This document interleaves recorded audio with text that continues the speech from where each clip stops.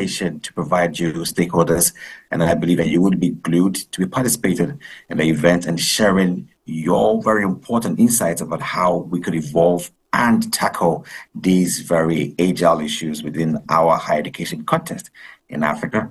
And I'm also glad to introduce to you all our very distinguished members of the AAU who are currently here to help us steer this event for us to get a great end as we look forward to achieve.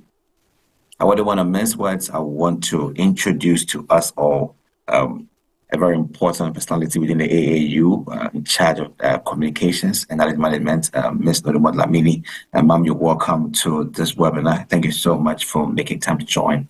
And also the partnerships lead, Mr. Ransford McQueen. Sir, you're welcome to webinar series. Let me also take this minute to also introduce to you our speakers who we have had to participate in this webinar series. The first is Professor Adewale Obadina. He is in charge of higher education at the AAU. Sir, you can wave your hand where you are. We will see you. Also to Professor Ganiyat Oloyede, who's also a lecturer at the University of Ibadan. Ma'am, you're welcome. And also the final, last but not the least, is Mr. Stephen Nganga, who is also the registrar at Strathmore University. Sir, you're welcome. Thank you very much. Thank you. We want to commence this webinar series with a very important video that has been developed to give us all a heads up about the policy briefs that the AAU had developed, 10 policy briefs, and this is intended to invite you all stakeholders to participate in brooding over these policy briefs and identifying ways and means we can operationalize these policy briefs. So what I want to mention is I want to share my screen and play this short video before we start the webinar. Thank you.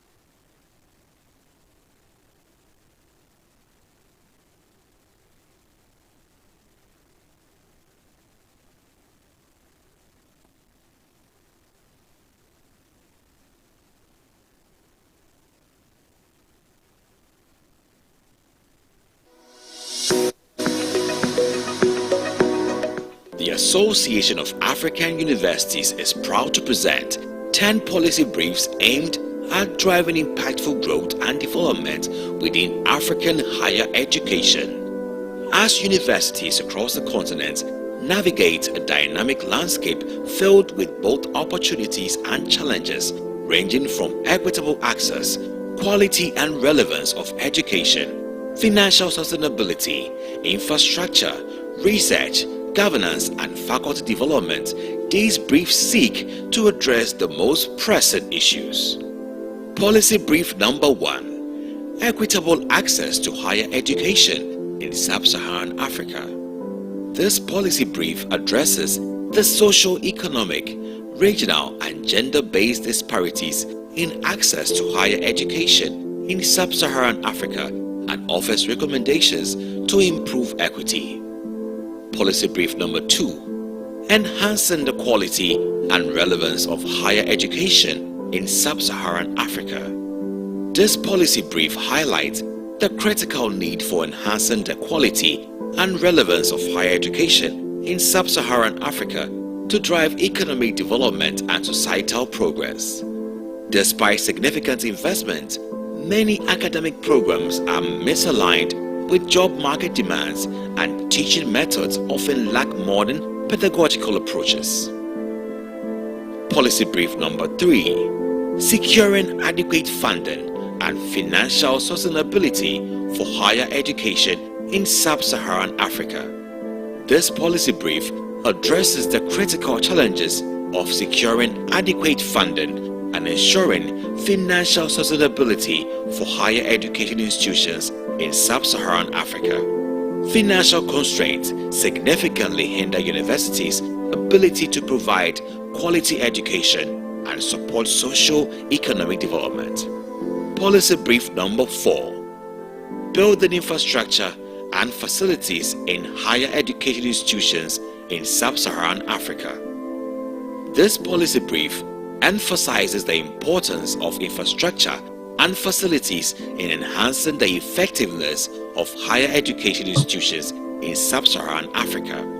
Inadequate physical and technological infrastructure such as libraries, laboratories, and internet access hinders the learning experience and research output. Policy brief number 5. Improving research and innovation in higher education institutions in sub-Saharan Africa. This policy brief highlights the critical role of research and innovation in driving socio-economic development and enhancing the global standing of higher education institutions in sub-Saharan Africa. Despite their potential, universities in the region face significant barriers related to funding, facilities, and collaboration, which hinder their research capabilities. Policy brief number 6. Advancing governance and management in higher education institutions in sub-Saharan Africa. This policy brief enhances the importance of effective governance and management for the success and sustainability of higher education institutions in sub-Saharan Africa. Many universities in the region face challenges related to administration, accountability, and leadership, which hinder their effectiveness. Policy brief number 7. Boosting faculty development in higher education institutions in sub-Saharan Africa. This policy brief underscores the importance of faculty development in enhancing educational quality and fostering research excellence in higher education institutions in sub-Saharan Africa.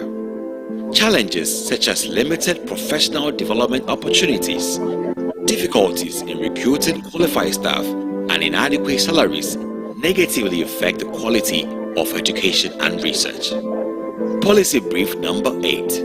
Strengthening student support services in higher education institutions in sub-Saharan Africa. This policy brief emphasizes the crucial role of student support services in promoting academic success, personal well-being, and career readiness in sub-Saharan Africa's higher education institutions. Inadequate services such as counseling, career guidance, and academic assistance negatively impact student outcomes and institutional effectiveness. Policy brief number 9. Enhancing internationalization and collaboration in higher education institutions in sub-Saharan Africa. This policy brief highlights the importance of internationalization and collaboration with global academic networks in enhancing the quality of higher education in sub-Saharan Africa. Such efforts can improve educational standards, foster research excellence, and create valuable opportunities for students and faculty. Policy brief number 10. Aligning education outcomes with labor valuable opportunities for students and faculty. Policy brief number 10. Aligning education outcomes with labor market needs in sub-Saharan Africa. This policy brief emphasizes the critical importance of aligning educational outcomes with labor market needs in sub-Saharan Africa to reduce unemployment and underemployment. Many graduates face difficulties securing jobs that correspond to their skills and qualifications. Achieving this alignment requires a strategic collaboration between educational institutions, industry stakeholders, and policymakers. These policy briefs provide a vital premise for thought leaders, policymakers, academics, stakeholders to engage in meaningful dialogue and develop solutions which will shape the future of higher education in sub-Saharan Africa. Visit our website at www.aau.org for more information.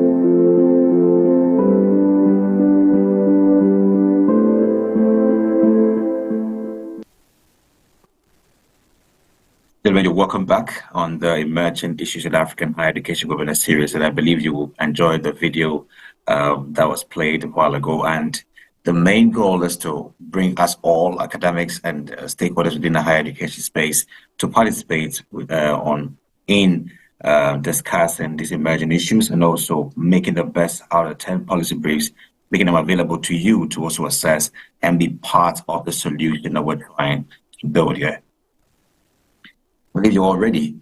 And before we begin, kindly allow me to introduce onto the floor the Director for ICT and Knowledge Management, Mr. Numod Lamini, to kindly welcome you all on behalf with the message from the AAU, who we are and what we set to do. Thank you very much, I appreciate it.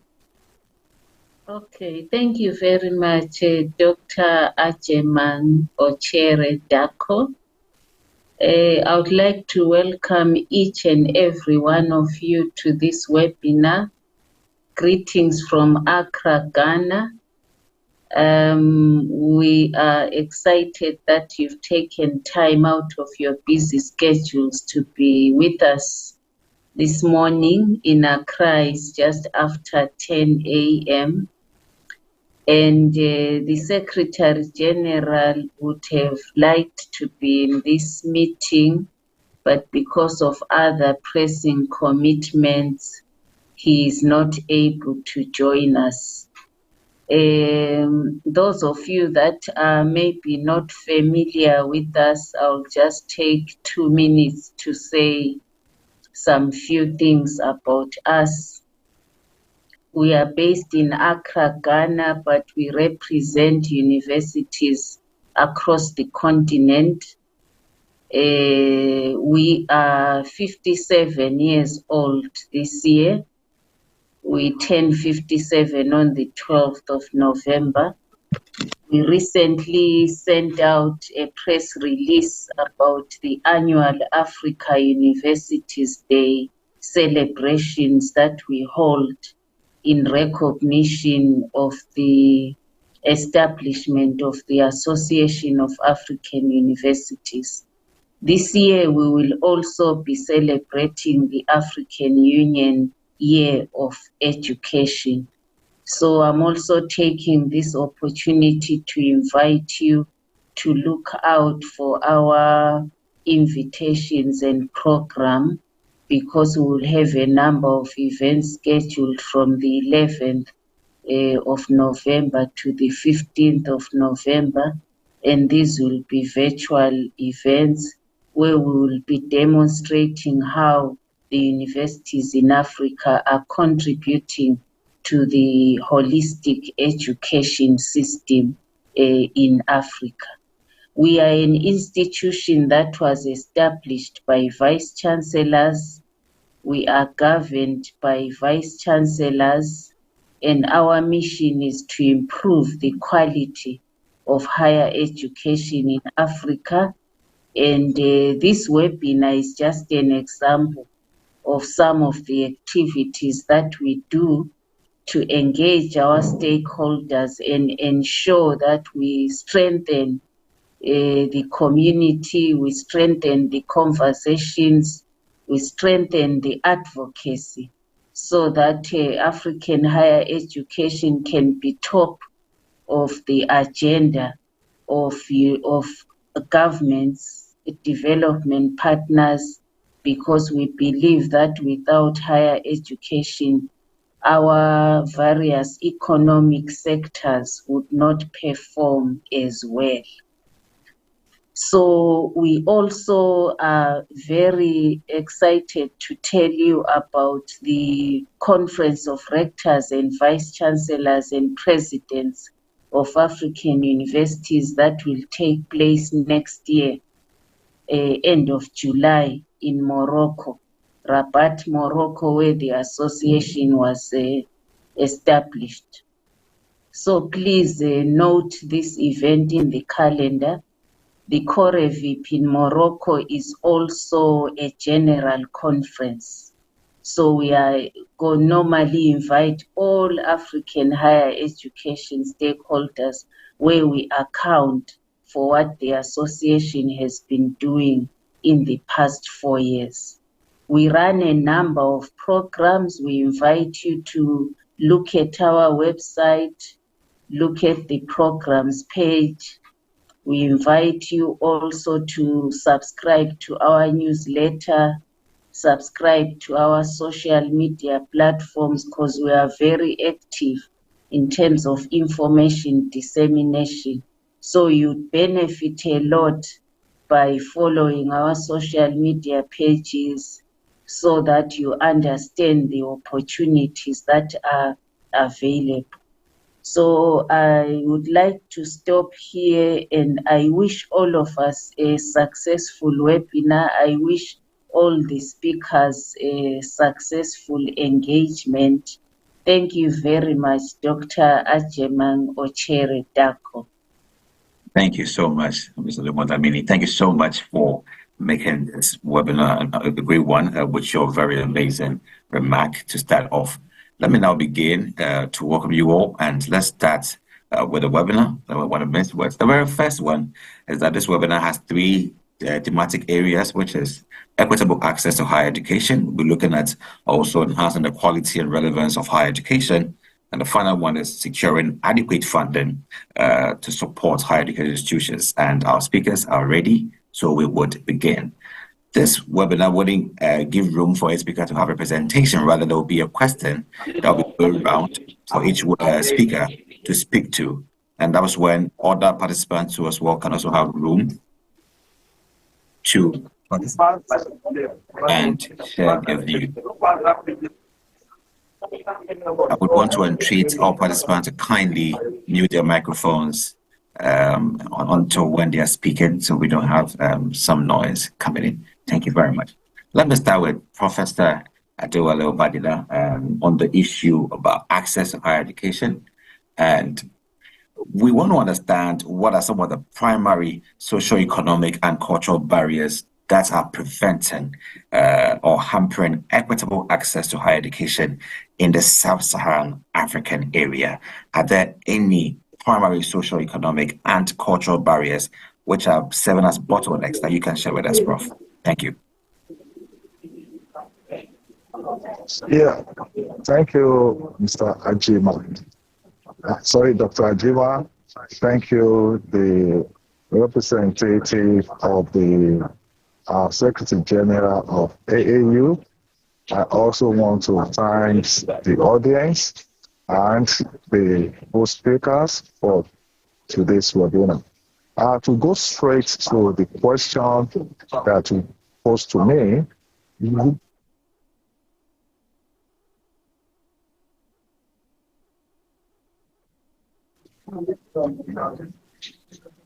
okay, so I say the equitable access to higher education in sub-Saharan Africa faces numerous socioeconomic and cultural barriers. These challenges are complex. At the same time, they are interconnected, and they contribute to disparity in education opportunity. One of these is what I can call poverty and economic constraints. Poverty and economic constraints, and these, under this, we can talk about tuition and fees. Tuition and fees. Many families in sub-Saharan African countries cannot afford the cost of tuition, textbooks, and other expenses associated with higher education. Although we have some public universities which are being subsidized, but the fees can still be prohibitive for low-income families. Apart from that, there's also an issue of indirect costs under poverty and economic constraint, cost of accommodation for students, many of these families cannot afford. Transportation is also an issue. Daily living expenses also further limit access of these students to education in sub-Saharan African countries. There's also an issue of gender inequalities. Gender inequality. There are some cultural norms in some areas within sub-Saharan African country that that prefer education for boys over girls. So they encourage their male child to go to school and discourage the female child to go to school. So they believe that the female child are to go and marry instead of them acquiring education. What about the issue of early marriage and pregnancy is also an issue. High rates of early marriage and teenage pregnancy often lead to young women dropping out of the education system before reaching higher education. Maybe before I stop, let me just say one more, and that is inadequate education. We have a phase at which people need to migrate or promote to higher education. That is the secondary education. There's the quality of some of this secondary education in sub-Saharan African countries are often of poor quality. They are poor quality with insufficient trained teachers, any materials, which definitely leaves students ill-prepared for the university level studies. So I will stop here. Thank you. Thank you very much, Prof, for these very important points you shared. I also want to tell my other speakers that if you want to refer to an earlier question, you can do that slightly, but you have to also give more time to your question. I'll now move to Professor Ganiyat Oloyede. Prof, let's hear from you on this one. Is there no support scheme that we can derive from governments, institutions, stakeholders, where we can work together, develop very, very practical scholarship schemes to help provide or help support access to equitable higher education? Are we out of options? Thank you very much for having me. Now, before I go on to that, to answer that, let me state categorically that education is a fundamental human right. United Nations, drafted and ratified the Universal Declaration for Human Rights on 10 December 1948, where it states categorically that education is a fundamental human right of every citizen. And you remember the Sustainable Development Goal 4 that says it ensures inclusive, equitable, and quality education and the promotion of lifelong learning opportunities for all. So with this, I believe that education is not a priority, but is a fundamental human right of every citizen. And to support the last speakers, let me add to it that some of the socioeconomic and cultural barriers include misaligned policy on the part of the government, lack of access and inclusion, emerging gender disparities. We also have curricular constraints and inadequate teacher training, ignorance, poor school leadership, poverty, mentioned poverty, political interference in many of our higher institutions, poor beliefs and customs, lack of communication between school and the community. And you know that most of our curriculum contain gaps in knowledge that are socially and culturally relevant. Now, how can governments, institutions, stakeholders work together to ensure that scholarships, grants, and financial aid reach the most marginalized students? The first thing to do is to establish a criterion that identifies deserving candidates. Because when I talked about policy implementation, this is also a very germane factor. Scholarship play a crucial role in promoting economic growth by enhancing human capital, fostering innovation, growth, and let me also tell that scholarship reduce financial burden on tuition and fees. And with this, it's not, I said it's not a priority, but it's democratization of what? Education. When you introduce scholarship, because you are reaching out to a greater section of the population. And it's also government's commitment to fostering an educated populace capable of contributing to the nation's prosperity. So now, you have to recognize and reward deserving candidates. You know, you have to think about socio-economic statures. Government, of course, fund research and give grants in many institutions. And this is for scientific advancement. So now, this is very, very important. So with this, I believe that the governments and other stakeholders in education has roles to play in making sure that financial aid reach the most marginalized persons. And you talk of underrepresented citizens in education. Mm-hmm. So you prioritize whom the scholarships or grants are meant for. With this, the government, institutions, and stakeholders are working together to ensure that they are democratizing education. Thank you. Thank you, Professor Ganiyat, for your submission. Also, battering with Professor Adewale's submission as well about how important it is to appreciate the features of all these persons who are lying behind in terms of getting access to higher education. And moving forward to Mr. Stephen Inganga, who's joining us from Kenya. So we're trying to understand what role, if funding to enhance access can be a tussle, what about technology? What role can technology play in widening the gap for access for higher education for these marginalized, underrepresented and rural undeserved students that we are talking about today? Thank you. Thank you, Ajaman. I learned that your second name is Ochere. Okay. Very good. Thank you. And my pleasure being in this webinar. The questions you are raising are quite elaborate. I think the first professor mentioned all the problems, and it's amazing that those problems cut across. I'm in East Africa, and those problems make sense here.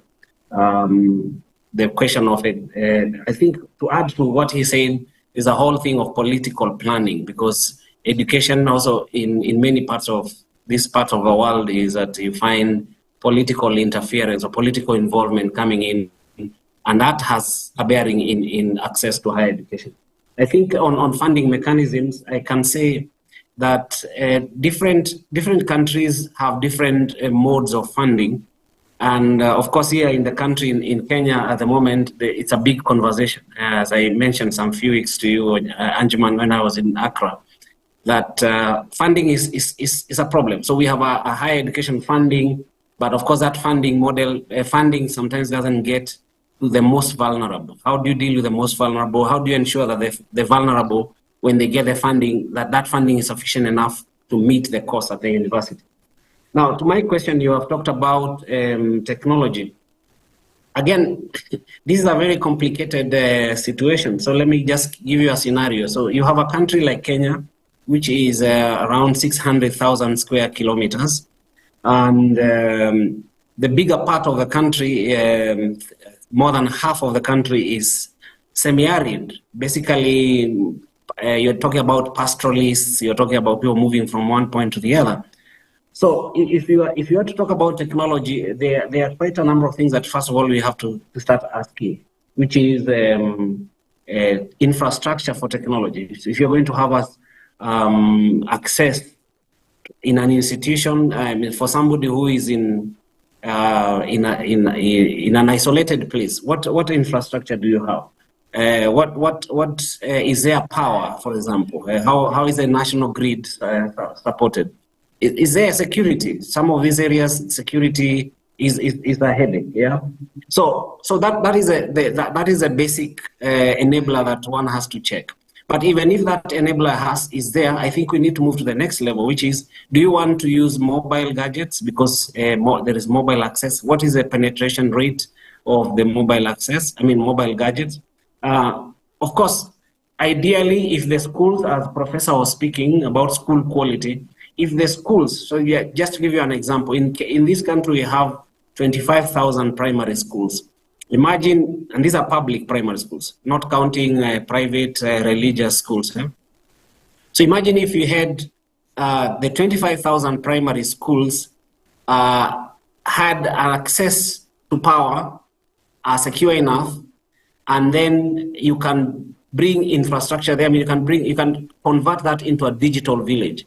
Then you'll find that more or less you have the 60% or 70% of the country covered, because in the areas where people are not moving, are not pastoral, then you're able to deliver, and therefore people can learn, people can join, can come to the digital villages and learn and connect. So it is possible, because the students generally for universities tend to be found in towns, in the cities, and they are scattered all over. And I think, just to give an example here, during COVID, quite a number of our public universities did that, went online, and many of the students were accessing their learning, albeit difficult, via mobile. And those institutions that were able to come up with digital villages where communities can come in the evening and log in and whatever it is possible. So I think it should be a goal for both the governments and the universities and private sector in expanding access, in creating spaces for this. But obviously, the areas that are not covered, the difficult to reach, the arid areas, and people are there, then there is need to rethink how technology can reach to those spaces too. But yeah, there is an opportunity, a very big opportunity to use technology to reach students and to reach and to pass education. And that gives us that very positive view that we can have solutions and be very strategic in our foresight. Let me go back to Professor Adewale. Prof, now we're looking at a difficult aspect, which is the how. How does higher education institutions in Sub-Saharan Africa and also other parts of Africa foster the gender equity access? How do we do it to make sure that women and girls have a very key stake? Having you expressed earlier that these are the groups who are highly marginalized and very in a very tight corner when it comes to socio-economic values that go against them for access to higher education. How do they have that? How do we create that access for them? Thank you, sir. Yeah, thank you. Absolutely. Higher education institutions can play a crucial role in fostering gender equality in access to education, particularly for women and girls in traditionally excluded regions. And how can this be done? One, through scholarship and financial aid. How can this scholarship and financial aid be so harmonized and used in a way that can be useful for these people that we're talking about? The targeted scholarship need to be specifically mentioned or specifically for women from marginalized groups or regions, which can reduce financial barrier and encourage enrollment of this group of people that we're talking about. There's what we also call need-based aid.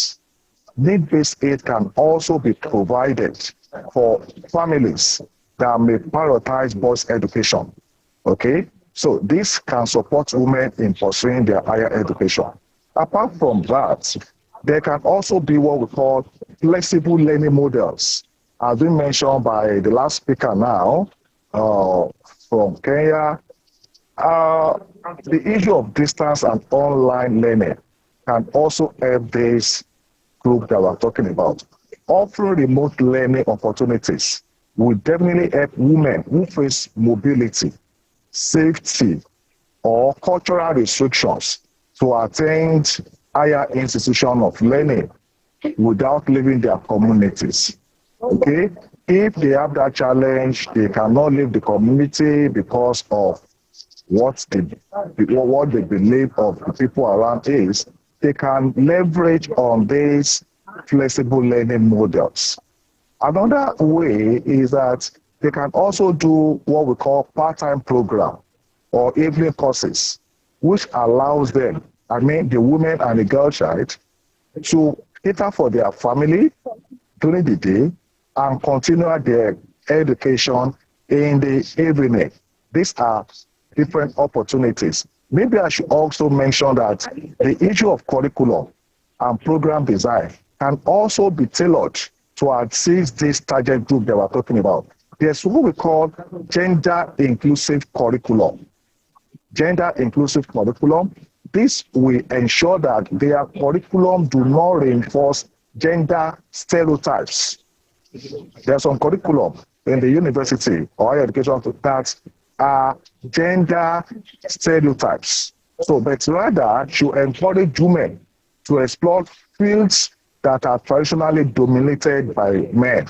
Such fields are the STEM, science, technology, engineering, and mathematics. Okay, so lastly, before I stop, let me also talk about creating a kind of campus with policies that will support systems addressing gender-based violence, harassment, because we have some campuses that women and girls are being harassed. There are some campuses that you see discrimination. So there should be policies that will address this issue, okay, and which is very good for them. Thank you. Anjemat, I think Professor is in a place where there is a lot of background noise. It would be good for him to move a little bit. Otherwise, he's speaking and you can also pick quite disruptive noise coming from his background. Yes, that's very well noted. Professor, aware of that. Okay, so let me also now come to you, Professor Ganiya. You know, Prof has set the ball rolling with some solutions in there. If you want to also make comments on that, you can, or you can also give us some successful models that you have experienced that have created access for higher education institutions, particularly women and girls, that you can share with us. Thank you. Thank you very much.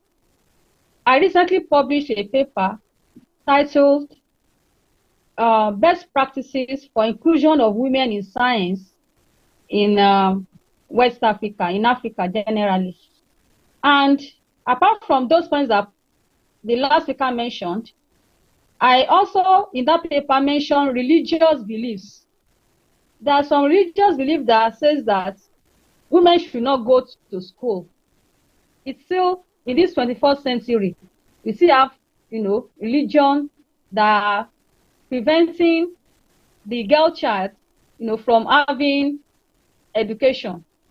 And in my country here, we still have the issue of Boko Haram that's, preventing female child from, having a higher education. And with all these beliefs, it's an hindrance to attainment of education. And all these beliefs have to be eradicated. So that's the only point I think he did not mention. And with this, I believe that if there is proper orientation, based from our family unit, education starts from the family unit. That's the first place any child, have the basic education. So it's orientation. We have to orientate our family in our family unit. That education is of paramount importance, in the society, apart from contributing to the socioeconomic development of the nation. So that's that. Now, I think you asked what are strategies or models? Yeah. So these are models that you are aware of that have actually succeeded in creating access for these marginalized communities of women and girls and a whole lot more. Or you can contribute to the solution as well. Yeah. So increased access to learning opportunities have been greatly facilitated by technology. And when you are talking about technology, we have digital transformation. And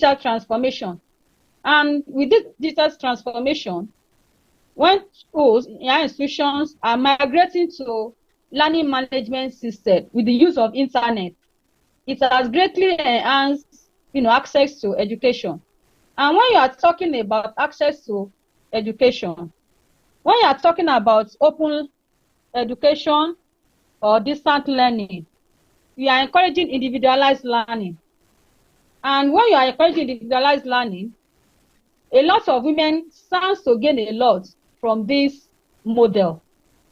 So, and that model has been very, very successful.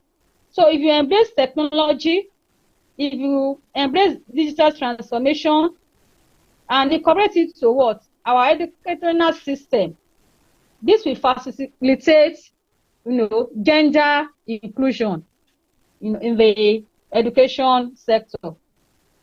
Thank you. Thank you, Prof. Ganiya. And for the sake of time, we're going to do well to exhaust all the three areas. We're now moving to securing relevance to quality of higher education, and we'll do 2 questions for each speaker. Then I will give the room to all participants to also share their views on all the thematic areas. So kindly be with us, stay tuned, and note down your point because there'll be a time for you to share yours. Let's move to the second part, and I'll engage Mr. Stephen Ganga. Sir, can you hear me? Yeah, I can hear you, Anjuman. Go ahead. All right, so let's start with the first one. We have also had issues with the relevance and quality of higher education in Sub-Saharan Africa.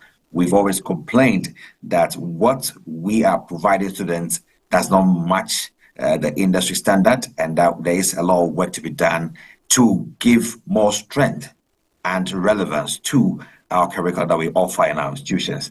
Let me ask you, how can higher education institution curricula be adapted to better align with the local labor market standard and also future global trends? Thank you. I think there are many things to say, but quick succession. First of all, I think Professor Aduwale mentioned something that is very important. If we want to promote more access to gender parity, what I call the hygienic factors of universities must be looked at. What is the quality of accommodation, safety, and all that? Because there are some institutions that are very violent. I mean, the levels do not favor the women to come in.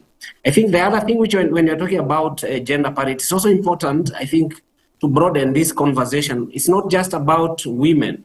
It's also about communities. I mean, okay, I don't know whether this is the experience of many other countries in Africa, that when the missionaries came, they domiciled schools in particular regions, and then those regions continue to dominate in education, and other areas where the missionaries never got there and all that, those areas don't. So you find some communities are quote unquote excluded from education, not because of the choice of their own, but because of historical reasons. So even that it's a very important thing to look at. So as an institution, you might be saying, what is your ethnic or your diversity profile, and how are we working towards making sure that those communities that are not represented in the university come in? And then lastly, I think on that point, I was thinking that it's also important to see that the entry level, the entry requirements sometimes can, in particular areas, can prevent the girl child or the women or even some communities from accessing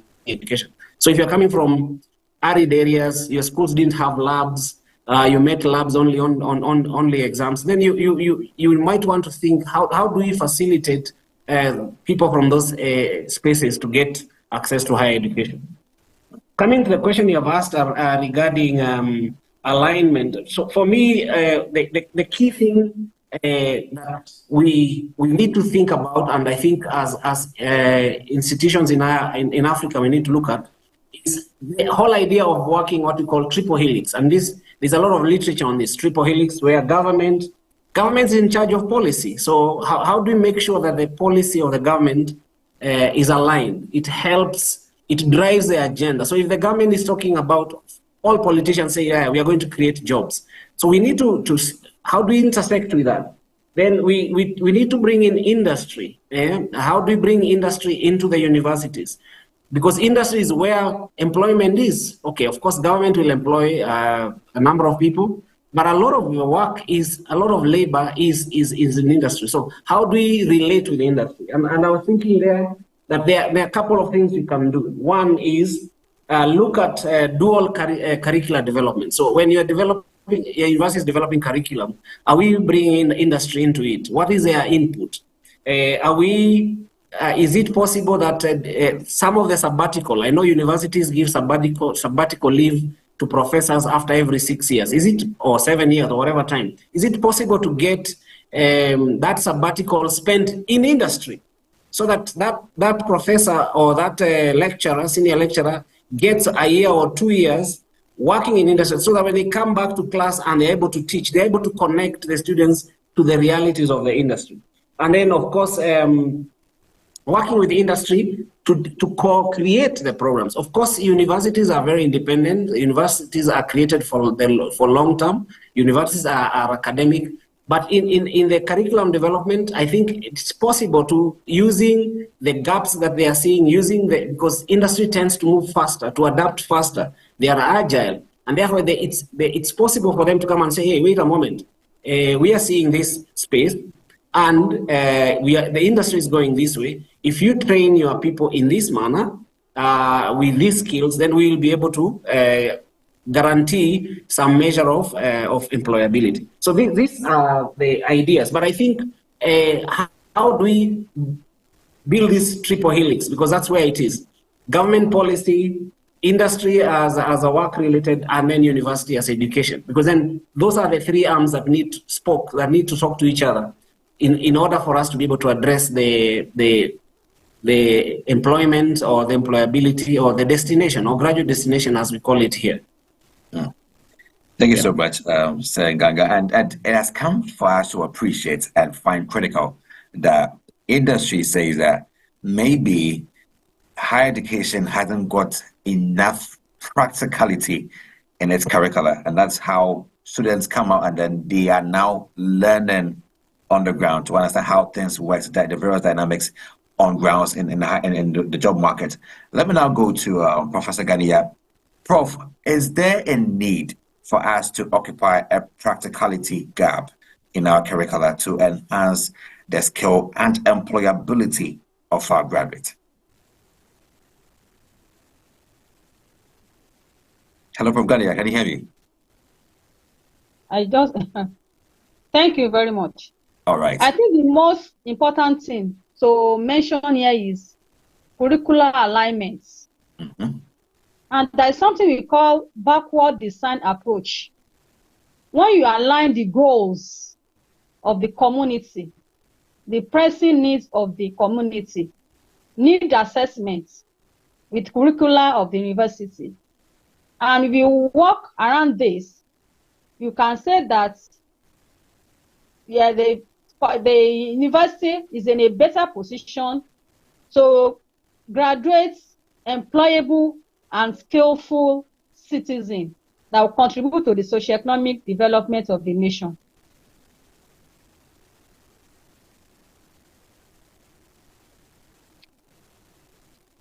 So there are some other ways that you can ensure that graduates are equipped with not only with academic knowledge, but also practical skills. And this is by offering vocational courses in higher education institutions. You can also partner with employers. At the start of it, partner with employers. Then provide hands-on learning experience. It's not only about reading, academic excellence alone. That you should provide hands-on learning opportunities to the students. Then you teach data literacy and skills. When you teach data literacy and skills, it better enhances the performance of the leader. Then you can also offer internships and apprenticeships. Integrate skills training into our courses. Then you provide resources and workshops. If the students have access to all this while they were still in the higher institution, it better equips them to be better, to be employable even after, while they are in the school and when they graduate. Like for instance, in my universities now, we have some small skills, employable youth. They've been divided into groups that they can even work while they are learning. This has been known to enhance their productivity. And by the time they graduate, they can build on upon this and work effectively well. Those are just some of the points that I think I can emphasize upon now. Thank you. Thank you so much, Professor Ganiya. And let's move to, I see Victor has a hand up. So Victor, we'll pick your hand, we'll pick your question shortly, or comment. Let me just pick one last word from Professor Sir Stephen Nganga. And then after his submission, I will now open the floor for participants to also throw in their views on the previous theme and the current what we're talking about, relevance of higher education curricula. So Sir Stephen, this is your final one. Before we move to the next one, which is funding later on, do you think there is a quality gap existing in our faculties that is actually creating this vacuum of practicality and relevance within our graduates? If that is so, is there a need to enhance quality in faculties that will cascade into improving educational quality and also strategies you can bring on board for continuous growth for our faculties, because that's where the work begins? Thank you. Thank you very much, Anjuman. I think it is important first to clarify that we inherited a university model that that puts a lot of focus on research and talks about research publications and all that. And then our stakeholders over the years, the evolution is coming and is indicating that, look, majority of our students, majority of our graduates don't end up in research. I mean, don't become scholars. A few will become scholars, many go into industry. And therefore this question of industry readiness comes in. But I think it's also very important to state that university is not a meal for workers. Ideally, university shouldn't be a meal for workers. It's a place where we should develop the skills. We should get the persons to think at the highest level. Nonetheless, given the fact that the conception of the university education was to provide skilled personnel to newly independent African countries, and we have continued on the same meal, it's important that we start asking ourselves, who are the persons who become the faculty? And how do we identify them? How do we train them? How do we make sure that the faculty are able to turn their teaching into research, so that this gap that is being created of seeing research as an independent thing away from teaching is one? Because through their working, through their teaching, then they should be doing research. And then, of course, to reopen the spaces that universities traditionally have never asked themselves. So, and I think what Professor Ganiya has talked about, which is institutions initially in the 90s when I was in the university didn't care where you're going. Now, our regulators here in this part, in East Africa, that is a big question. Where are your graduates? Where are your alumni? What are they doing? Alumni is getting involved. Now, imagine if all your alumni are not getting employed because you didn't teach them market-ready skills. So I think universities are in a situation where we need to relook at the training. And that's why I was saying the whole idea of dual training, where the faculty, because I have seen faculty here, even in my university, who came in here, did a diploma, did undergrad, did masters, have gone abroad, did a PhD, have come back. So they don't know what happens in industry completely. And yet you are telling that person to train an IT professional. You are asking that person to train an actuary. So it is important to find that gap has to be closed in. Then, of course, the other thing which is very important is again, this relates to government policy, because generally in many African universities, these are government institutions, people on government payroll. If the hygiene factors of the faculty are not well taken care of, why would one want to spend 10 years or 8 years to get a PhD, and then they come to teach, they are not well remunerated? There's a problem there also. So that is also something that maybe is outside the conversation today, but it's important to think about it. How do we promote, how do we remunerate professors, and how do we treat them? So in this part of the world, for example, in Kenya here, I mean, it's a big question, it's a big discussion. So quality is important. And lastly, I want to say this, and I think we have seen this, that here in East Africa, any woman who is good in the STEM space, mathematics, engineering, actuarial science, whatever, all this, like IT, if they get PhD, my university has lost, I think, 3 women already in the last 2 years.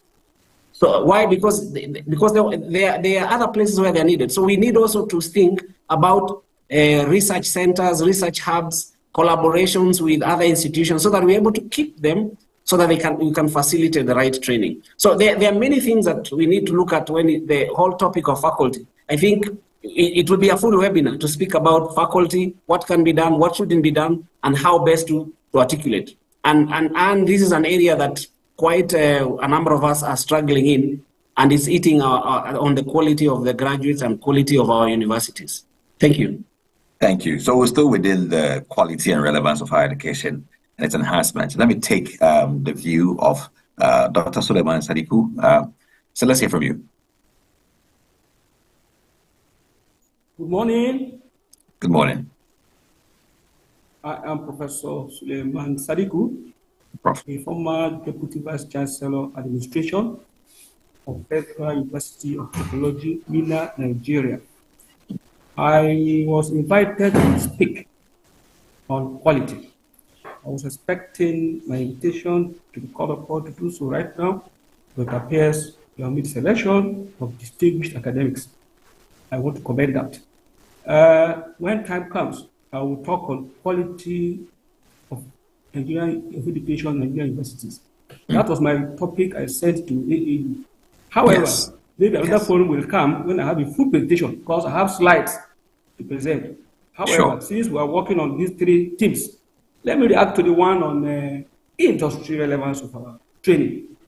I don't sound generic, I want to be specific. I use my university as a case study. I think the way to go about it is to build entrepreneurial universities. Our universities should be entrepreneurial in nature. In my university here, we have built the curriculum as directed by NUC. Courses in entrepreneurship at 2 levels. First level is Introduction to Entrepreneurship at 300. Second is Entrepreneurship relevant to your course of study at the final year, where we look at your project as an enterprise promoting project. And when you do that, you graduate with an enterprise in your chosen area, whether in engineering, whether in environmental, whether in agriculture, whether in science, whether in humanities and arts. Even in law, you can begin to think of how to have your own chamber upon graduation as a lawyer. That is enterprise promotion in every discipline. There's no discipline that has no enterprise.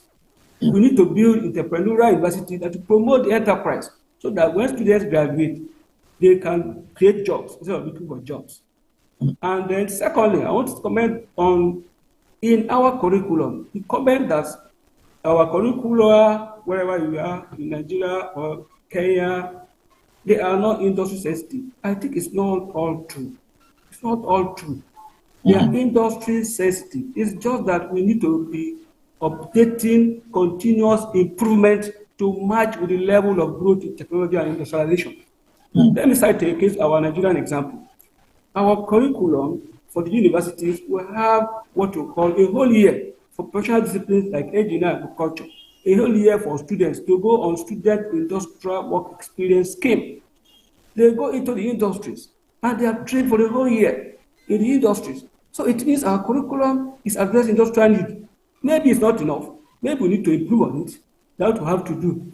Again, we also involve what we call linkage with experts and academics in diaspora. That was the program of NUC. We invite, just like when we talk about direct foreign investment when it comes to money, this is direct foreign investment when it comes to human capital. Nigerians out there that are doing very well, they come home to invest by coming to train our students. And that has helped us to open new programs that are industry sensitive. Programs like mechatronics engineering, we have introduced them. Programs like cybersecurity, forensic science, data science, we have introduced them, courtesy of these experts. So I believe that what we have to do is to be conscious of the growth in the industry that can match them with our curriculum. Currently, we have what we call CCMAS in Nigeria, Core Curriculum Minimum Academic Standards. That curriculum has come to replace the one we used to call Benchmark Minimum Academic Standards. It has added value to the industrial content of our curriculum so that we can meet the needs of the industry. I want to tell you that though it's not compulsory, but it's open for any lecturer to have industrial attachment, training, sabbatical. I have colleagues who did sabbatical with Shell, Nigeria, Shell BP, Shell Petroleum Company, some with Mobil, some with NNPC. So it's allowed. It's just like not compulsory. Don't make it compulsory. And be there. We do sabbatical with industries. So the issue of triple helix is being addressed. The only thing we need to do, make it as a policy. Let it be a policy statement on it, so that everybody is made to play along. So thank you for this wonderful session. I believe it's a step in the right direction. Well done. Thank you so much, Professor Suleiman. Your points are very avid. Thank you for also giving us the foresight that, yes, these exist, just that we need to enhance this day today. I appreciate so much your contribution. I saw a hand from Victor Assisi. I know Victor is here with us. Victor, you could come back, or I saw that. Victor, let's hear from you. Sure. Yeah, good afternoon. Good afternoon. Victor Assisi from Nigeria. Well, I'm a medical sociologist. Thank you for the people who have done their presentation. I think from what they said, it's not far from the truth. We have this issue of policy. The problem why, especially Africa, as we all now, is not striving well when it comes to education. Not that we are not intelligent, not that the African brains are not good, because the policy in place is systemic and is affecting the growth and intellectual property of the African child. Now, from what you said, I think I will do a kind of a paradigm shift, going back to the bottom part. Before we get to the university level, I think sometime in the year we're trying to, myself with some colleagues, we're trying to seek for Spencer Foundation grants on education and what we are talking now. We find that because as a researcher, I do more of ethnographic research, visit a lot of sites. So we've seen a lot of things. We've seen a lot of things, what people are taking, and it's not perfect on what we've said. It's cultural, it's social, it's economical. So, but the problem here is, before we get to the university level, let's deal with the primary and the secondary school. Because if at our primary and our secondary school, there is a policy, a policy in place whereby this technology are being put or incorporated into our curriculum, not only in Nigeria, across the African continent, you find that by the time a child migrates from primary education to secondary education, one, that individual is very vast in a particular aspect of education system. Now, at the secondary level, you now increase or improve the technology aspect of that education. So by the time such an individual gets to the university level, whatever he or she finds at the university level is not new to him or not. Because at that point, the person becomes an independent scholar. Naturally, because one, the person is well versed, is well prepared in all areas. So at the university level, it's just for him to just learn whatever course he or she decides to learn, with the help of the knowledge he or she has gained right from the primary to the secondary school level. So I think from all what Prof has said, for us to get there, we need to go back to the grassroots. Because now, for instance, from what we find in a particular community in Nigeria here, you find that especially from the rural areas, the students or the people from the rural areas are highly marginalized. Marginalized in the sense that they don't have access to most of these technologies as compared to those in the city. And when you look at the performance level from those at the rural areas and those in the city, there is great disparity. because those in the community have more exposure, have more facilities at their fingertips as compared to the rural area. So we need to close this gap. So by moving forward, our policies from the state government, the local government, the federal government, whatever, we need to incorporate a system right from the grassroots, you understand, so that the gap will be bridged. Now, Prof lastly talk about faculty. It is so pathetic that in our university, we are all so concerned, like you said, about paper publication, but we fail to realize that in the midst of paper publication, have you asked yourself, what is the content? What is the content that this person is bringing in place? Because when we are so concerned about promotion, about paper publication for promotion at the expense of quality, it makes us to, that's why we are where we are today. Now, when you do your statistics, most of the charts that are doing excellently well across the globe are Africans, because one, they are exposed to good facilities. Lastly, recently I was in India as a visiting assistant professor and in social work. You'll find that the system there is different. The system is different in the sense that the pattern of learning, system of learning is ease. For 1 year I was in India lecturing, I never had access to a chalk. Everything is so automated, whereby you prepare your lecture note on a PowerPoint slide, you send it to a central system whereby everybody look at it, and when you come to class, the use of PPT, you are communicating with the student, discussing with the student. It becomes an interactive section between you and the student, and that gives the student a sense of belonging for them to know what they are doing. But coming back to Nigeria here or to Africa, such things are not there. And not that we don't have the capacity to do all these things. The capacity is there, the human resources are there, but just that our system, the government and our policy are insensitive to what we are doing. So for us to move forward, we need to go back. The Bible says, re-examine yourself. So we need to go back and re-examine what we have. Let us see what we can do for ourselves. And for faculty members, let's leave the idea of publication. Let's see what we can do. I went to the university, I came back, I'm doing my postdoc now. What I'm doing in postdoc, I was never taught in the university. I was never taught. So I just had to make sure that I deviate from the normal norms to do something different. So we need to see what we can do. From all the points the profs have said, I agree with them. Social, cultural, whatever, but we still need to go back to the grassroots. Let there be orientation and community engagement to our grassroots, for us to build the capacity right from the nursery, the primary, and the secondary school. Thank you, Professor Victor, for your comments. I also saw the hand of Samiri. Okay, let's talk to Olayinka Osholale. Doc, welcome. Let's hear from you. Your camera is off. All right, thank you very much. My name is Olayinka Osholale. I'm speaking from Bradford.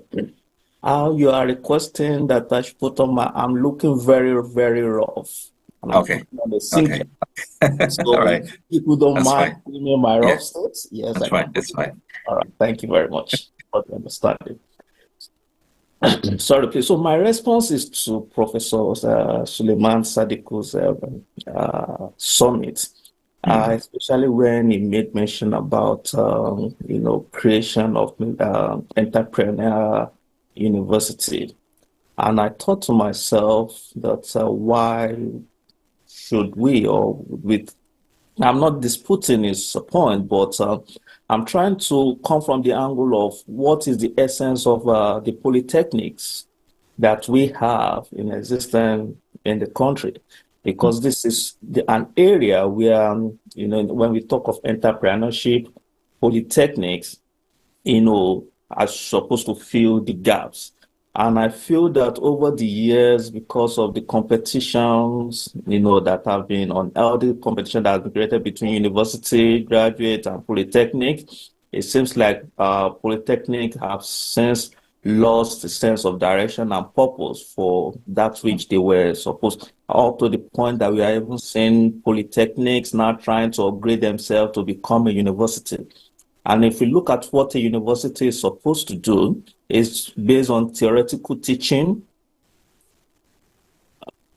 Is my network still coming through? Yeah, we can hear you, sir. Theoretical teaching and also for research.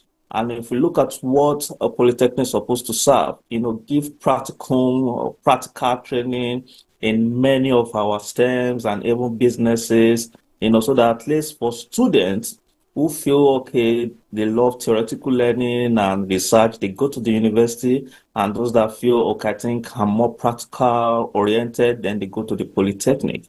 So I feel that our polytechnic should be reawakened and repurposed for that which, and in that way, then the entrepreneurial idea can then be more elevated. Because if you're thinking of creating more universities now, just feel like we might be reinventing the wheels, and before you know, they are complaining there's no fund and everything. So let what is already on ground be repurposed and made focus on what they are supposed to do. Thank you very much, sir. Thank you, Prof. And I'll go to Samari. Samari Mano, let's hear from you, sir.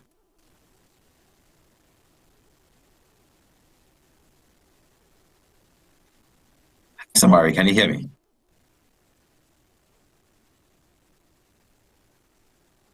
Okay, I think we lost Samari. Is there any other people who want to share concern on the cast themes? Okay, Professor, yeah, please come in. Let's hear from you. Hello? Yeah, can you hear me? Please, yes. Yes, please go ahead. Okay, please, I just wanted to ask a question about this, our university curriculum and the way forward. I'm from Ghana, and when you look at Ghana, each university was established for a purpose. But in our country, for example, you see that maybe, for example, University of Development Study, which is UDS, it was established for a purpose. University of Ghana was established for a purpose. University of UCC, Winneba, and KUST, they were established for a purpose. But as time goes on, they are trying to introduce courses that doesn't align with their purpose or mission. And they'll bring graduates into the system, and these graduates will be working with envelope here and there without aligning with the purpose in which they were created.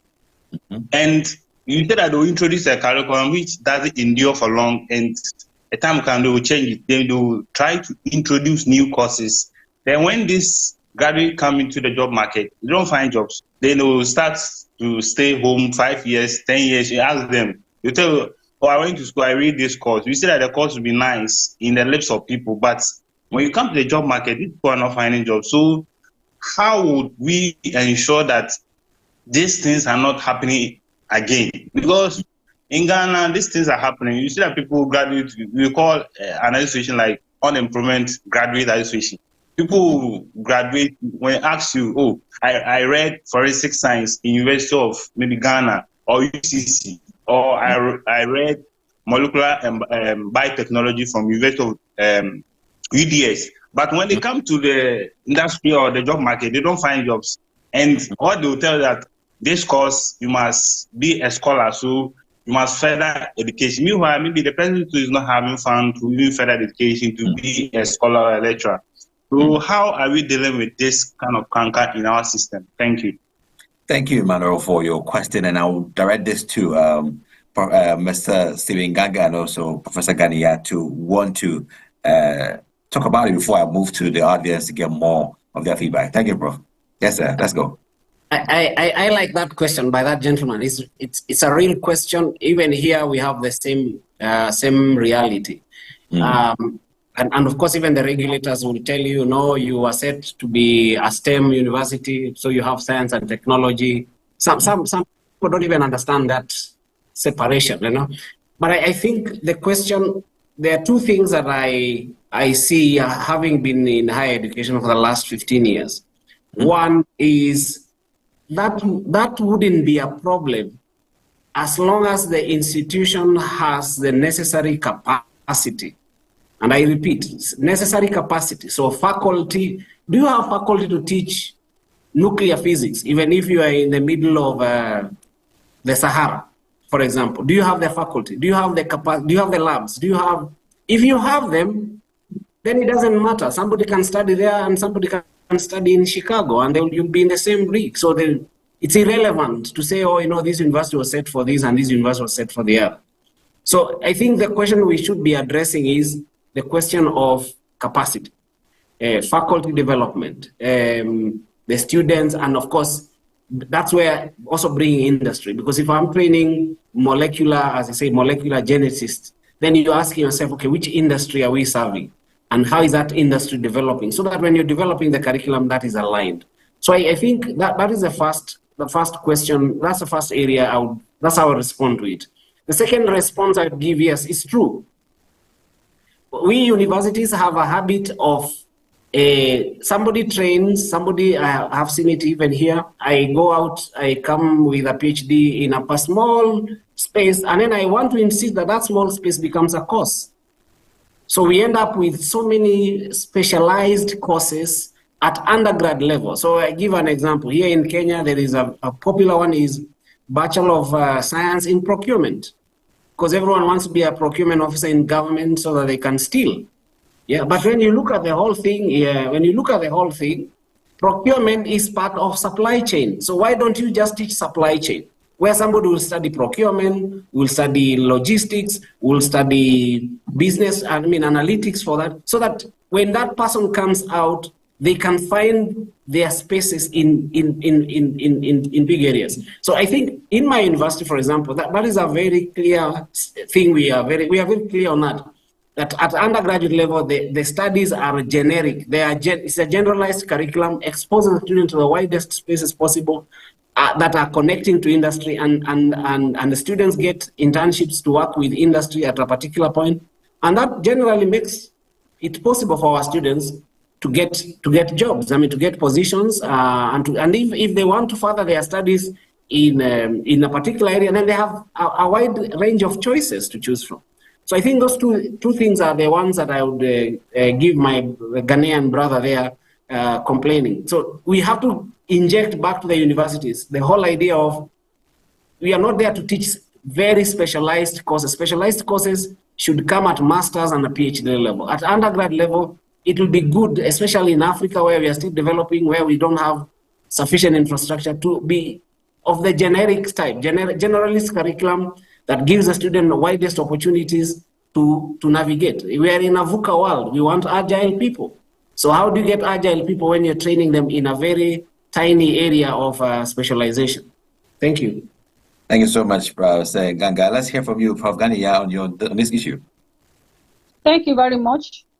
Now, I just want to clear the notion from the last speaker that said that there are some courses that are not relevant. I don't believe in that. All courses are what? Are good and relevant. It's just getting the right employer, to absorb you if you cannot stay on your own. Because I mentioned something like when I said backward design approach in curricular alignment. Most universities that float courses, they understand the needs of the society. That's why they float some of those courses. It specifically mentioned forensic science. If you go to the university and read forensic science without knowing, what to do with it, then you are back to the starting point. Let me tell you that forensic science is a very good course. You can work with the police force. You can work in their lab. You can work with drug laboratories, drug enforcement laboratories. You can work in their lab as a forensic scientist. So it's just that if you don't know what to do with the course that you are reading, or you don't really understand the rudiments of, where can this course take me? That's when you have problem. But every course that is floated, whether in the university, in the polytechnic, they have their what? They are very, very good. And it depends on how far you as a student that read the course want to take yourself to. And more importantly, when you are now saying that universities are moving from their they are moving away from their mission and vision. No, yes, we have to go in line with the 21st century requirements. If your university is, when it was formed, is doing some courses, but time has evolved. There are a lot of new things that are working. We are talking about now. We are talking about digital transformation. We are talking about AI. We are talking about all those things. So university has to go along, embrace all these innovations. So they keep track with new innovations in the 21st century. So that's that. Thank you. Thank you. I mean, these are very, very important divergent views about the relevance of these courses that are being evolved, and that they are being relevant for the students, or perhaps students are not doing their work in terms of identifying the essence of these courses. Let's hear from Professor Suleiman on his views on this. Then we'll come to Anthony, Dr. Anthony. So just hang in. Professor Suleiman, you're muted.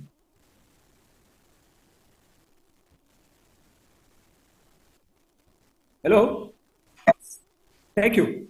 I want to commend Professor Ganiat for that position that no course is irrelevant. Every course is relevant. It's what you make of the course. Because the designer of the course must have thought of the relevance of the course in the course of designing it, the philosophy of it, not bringing it up. If it's not relevant, they will not bring it up. It's just the course, they will just have to be dynamic. It should grow with the needs of the time. You should just doing your needs assessment and begin to upgrade. For example, we used to think that history is relevant because of today nobody is reading history. But they've added value by bringing the aspect of international relation. And because of international relation now, everybody wants to read history. International relation, international studies. So you can add relevance to your course by updating and be dynamic with the needs assessment of the day. That is it. No course is irrelevant. Then to the last but one speaker, Professor Alaika, what I meant by entrepreneurial university is not University of Technology. If you remember when I was talking, I even mentioned law. That if you're a lawyer, your ability to discover the enterprise in law on how to build your chamber upon graduation is entrepreneurship. So thank you very much. Thank you, Professor Suleiman, for the submission. Let's go to my friend, Dr. Anthony Odiambo. Let's hear from him, sir.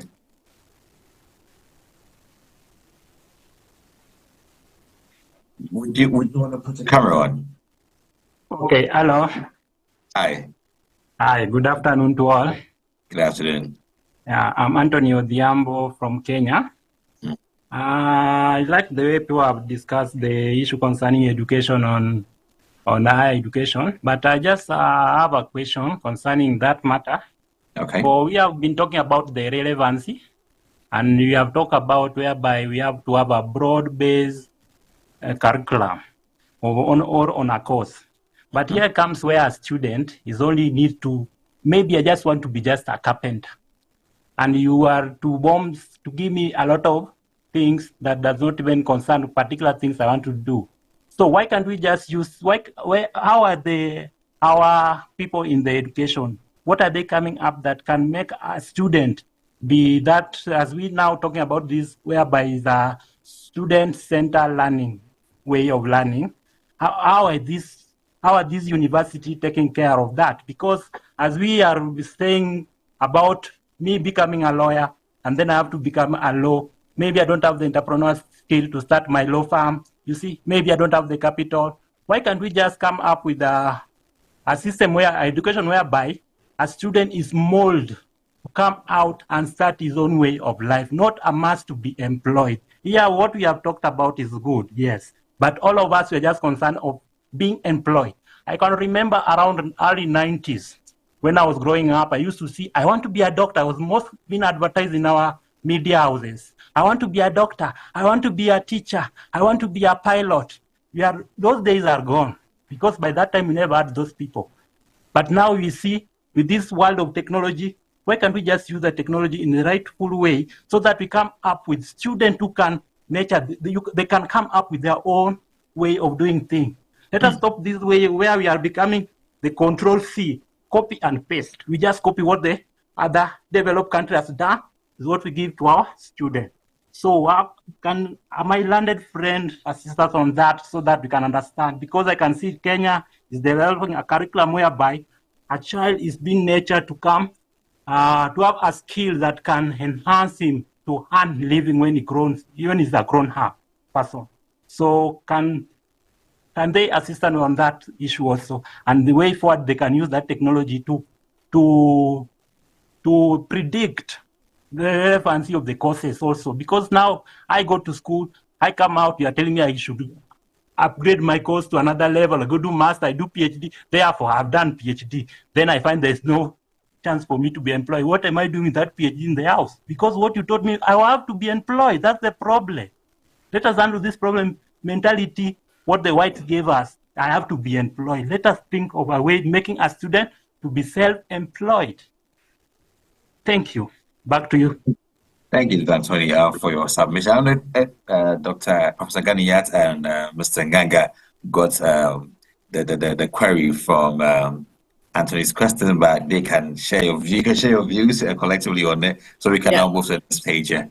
I think I share Anthony's sentiment. That sentiment is real, but I also want him to appreciate one thing, that universities operate. They don't operate in a vacuum. The universities operate in an ecosystem, and the ecosystem, the economic ecosystem you find yourself in will determine quite a number of things that are happening. So first of all is to appreciate, and that's why I was talking about how do we find a way of influencing government policy, how that government policy affects industry, because industry is where our people go. So for example, if you are in a country where everything is imported, and then a university is running a program on engineering for production, so where are you going to have those graduates go?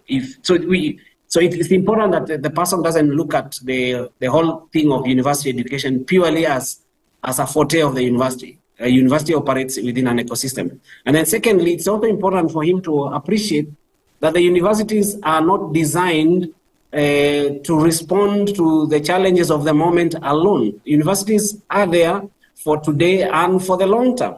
So if the country, for example, Kenya here, we've been talking about industrialization by the year 2030. Okay, I don't know whether it will happen, but anyway, yeah. Then universities will try to predict, to take government policy and design programs that fit with that. So it's not it's not a supermarket. University is not a supermarket where I go in and pick up a loaf of bread that I want, 400 grams, and the other person comes and picks up 500 grams.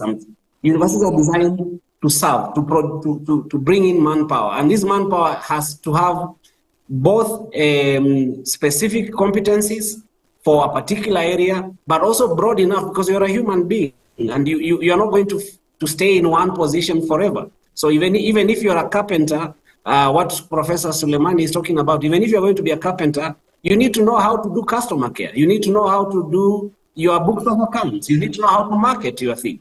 And that is not carpentry. That is something else. The same with a doctor running their clinic. The same with a lawyer running their law firm. So I think he needs to check a little bit his conception of what universities and what university education is all about. Yeah, thank you. Thank you. Professor Ganiat. Oh, thank you, Ajima. Now, I want to mention something which is very important, and that is self-discovery. You know, many of our youths don't really know what they want. In African nations, even as being obtained in many developed countries, we have universities, we have polytechnics, and we have monotechnics. All these institutions, we have colleges of education too. All these institutions have been so designed to meet the needs of the world, of the populace. So as a person, what do I really want? If I want to be an entrepreneur, a skilled person, it's better for me to go to the polytechnic, because that's where, or monotechnic, that's where skilled citizens are trained that can better, fit into the world, to the needs of the society.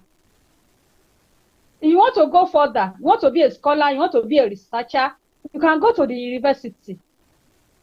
So that's why I said self-discovery is very important. And this is what most people overlook. Many students don't really know what they want as a person. And many people don't even, some of them that even self-discover themselves, they don't have the capability. Because you have to talk about, do I have what it takes to do this course in terms of academic excellence, in terms of physical ability, and all that is very, very important to achieve that aim. So I will lay emphasis on individualism and self-discovery. They play a very major role in determining what goes on within the society. Thank you. Thank you so much, Prof. And respectfully, I want to take Daisy Molefi, then I'll cover to Prof. Suleiman, okay? So Daisy, let's hear from you. Thank you, sir. I'm Daisy Molefi from ABM University College in Botswana. I really want to say I subscribe to Professor Suleiman's concept of building entrepreneurial universities. That being said, I would like to ask Professor Ganiat Oliede to elaborate a bit on their model, because earlier on she spoke about the fact that their students are able to enterprise while at school. Is something that is very interesting, and I would like to find out how that model works. Thank you. Thank you. Professor Ganiat, this to you. Would you want to take Professor Suleiman's submission before you do it? Okay, thank you. In fact, Professor Suleiman mentioned CCMAS, now core curriculum, model that is being introduced in many Nigerian universities now.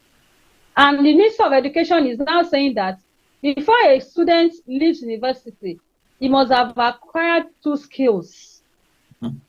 And these skills are just to make him or her independent, to have entrepreneurship spirit.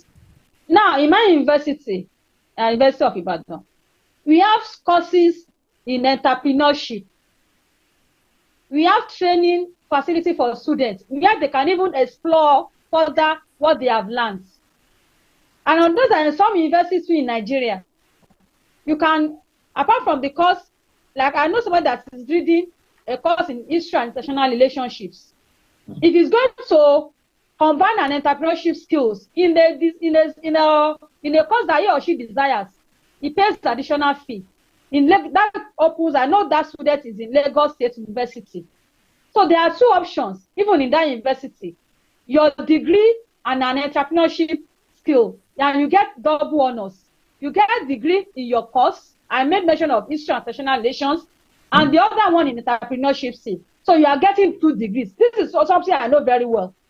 Then if you are not going with entrepreneurship, then you have your single honor, and you get your degree, certificate in what? History and international relations alone. I just use that one as an example.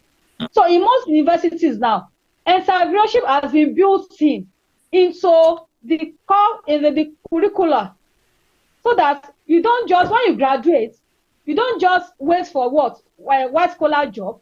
You can be independent and stand on your own. And let me also mention that even when they graduate, when they are doing the National Youth Service, they are what? They are this you call them corp members, youth corp members. They are attached to what? Companies, industrialists, established industrialists, where they can learn a trade or 2, so that they can be independent by the time they finish their youth service. So these are some of the way forward, in tackling all these unemployment problems. So whether you want to be an entrepreneur, you want to stand alone, whether you want to seek the white collar job, there are options for you. It depends on what you want to. That's why I made mention of what self-discovery. You have to self-discover yourself. What do I want in my life? How do I contribute to the socio-economic development of my nation? So that is very, very important. Thank you. Thank you so much. And let's go to Professor Suleiman. Thank you very much. Thank you, Prof, for the elaborate illustration.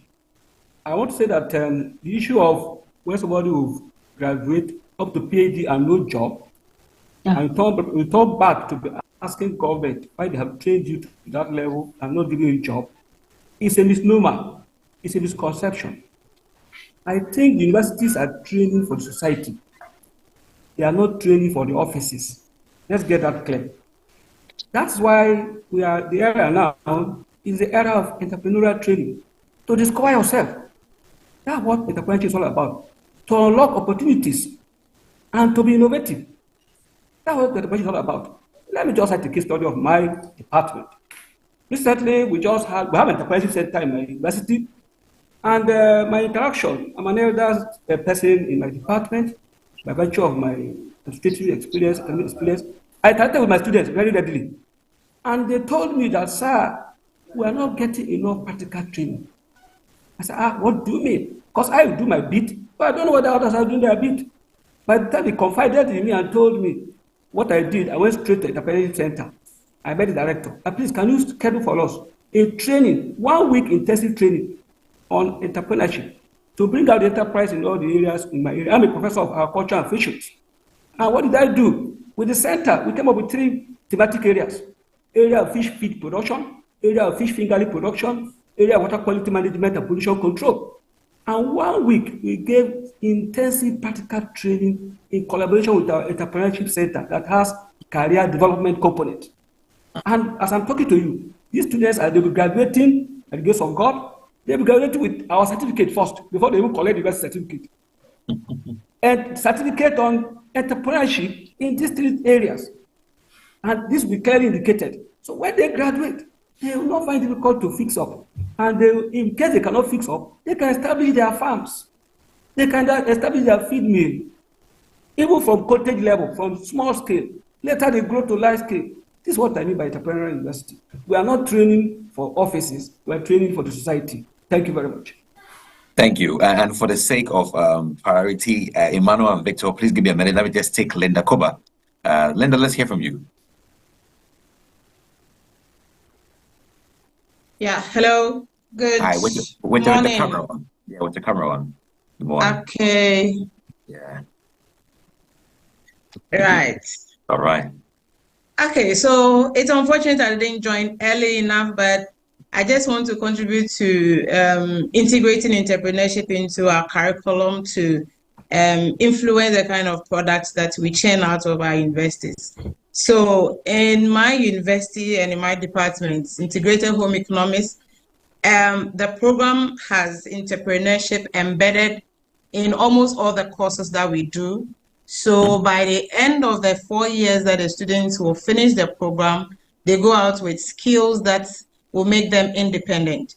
So we have courses like recipe development, entrepreneurship education itself, and cake decoration, and so many other courses. And year in, year out, we have exhibitions, and most of our products come out. Some of them even come and exhibit their products. Most of them are into businesses, even though our university is education inclined. However, in addition to their teaching, they still add some kind of entrepreneurial activity to the program that they are doing. And I think it's really helping to make the products more self-reliant, sort of. Thank you. Thank you, Linda, for an amazing story, a story that's successful that we can also tap and also appreciate on this platform. Emmanuel, let's hear from you. I don't know if your question was more answered, but you can let's hear from you what you think. Hello, video.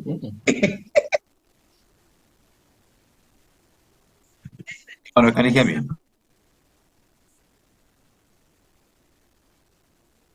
Okay, so we would like to hear from Emmanuel again, but before that, let's go back to our speakers to wrap up on the final aspect, which is securing adequate funding and financial sustainability for higher education in Sub-Saharan Africa. Let me start with Professor Ganiat. We understand that we have a huge bottleneck when it comes to funding in our education. However, we sit here talking about ways and means to enhance curricular and also relevance of education in Africa. I want to ask you, what are some of the innovative approaches that can be explored to diversify university funding today? Okay, thank you very much. Thank you. Now, funding of the university is very, very paramount for the smooth running of the university, because without the fund, the university cannot even function very well. And we are now talking about innovative approaches. There are some models that have been in place, but let me mention here that we can embrace some of these innovative funding models. We can have public-private partnership. We can have social impact bonding. We can also have technology-enabled fundraising. We can have income share agreements. We can have research and innovation funding. We can have international aids, as a form of partnership. We can have endowments. We can also have IGR. Let me emphasize on this IGR.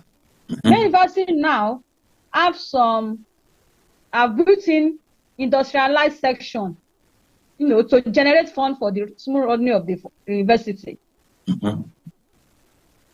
And this has been working effectively well. Yeah. And with this money, it's not, you can only use it to meet emerging, expenses. And that has really worked very well. Thank you. Thank you. Let's hear from Stephen Nganga on how, emphasizing on the public-private partnership aspect of diversifying our funding, and how can that initiative be used to secure more sustainable funding for higher education in the PPP space? Thank you. I think, of course, Professor there has mentioned a number of models. Generally, I say that we are in third world, and third world things, or this sub-Saharan Africa, things are very different.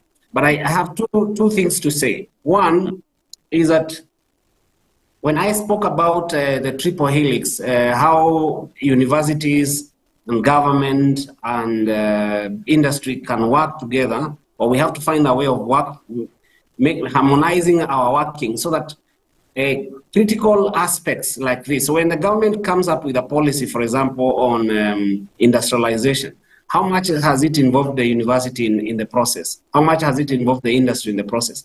In the sense that then we look at the training needs and then align even the government funding. So I give up a typical example here. We have very different funding models in the country here, for example, in Kenya. And most of them are not reaching everybody because the structures are politically inclined. They are not they are not aligned with the institutions. Industry is on its own. And therefore, you find that it's very hard for university to attract the sufficient funds to run. And we know very well that government funds or tax money is not enough. But then, how do you bring in private partnerships? I mean, how do you bring industry? Because private sector is the industry. Number one is that I said, what I have seen is working in this part of the world is that industry will have problems. Industry will tell you, we don't have enough of this kind of professionals. So, for example, at the moment in the country, data science is a big thing. Analytics. Since COVID, IT-related programs is the in thing. And therefore, it is possible for universities, if we are working well, to partner with the industry and say, look, you need these people. So I give an example. A few years ago, we had a problem here between the two major telecom companies. They were poaching from each other. So one company comes and picks a particular IT fellow and doubles up the salary. He goes to the other side. Then after 6 months, the other company comes and says, okay, these fellows are paying you this, we'll double it up. Then they go. So eventually, the race became impossible. So one of the companies approached the university here and said, we have a problem here. We have this kind of situation. And you fellows are training ICT. Is there a possibility we can work out a plan where we train, we can give you what we want? What does the industry want? What kind of professional they want in this space? And infuse this into your curriculum and see what kind of graduates you get. I can tell you in record 3-4 years, that cannibalization ended. And what do you get as a university? Because then we said, okay, you give us money, then we'll get good students to apply. And then those good students will be bonded. They can come and do internships at your place.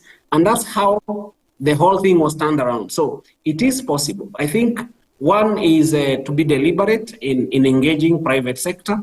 Two is to be open, because also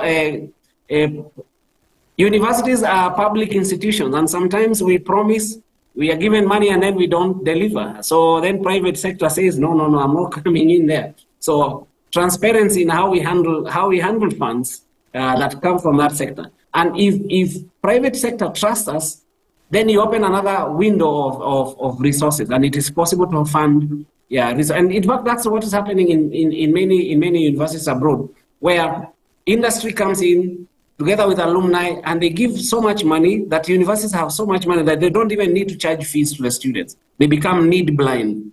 So these are things we can look at. Yeah.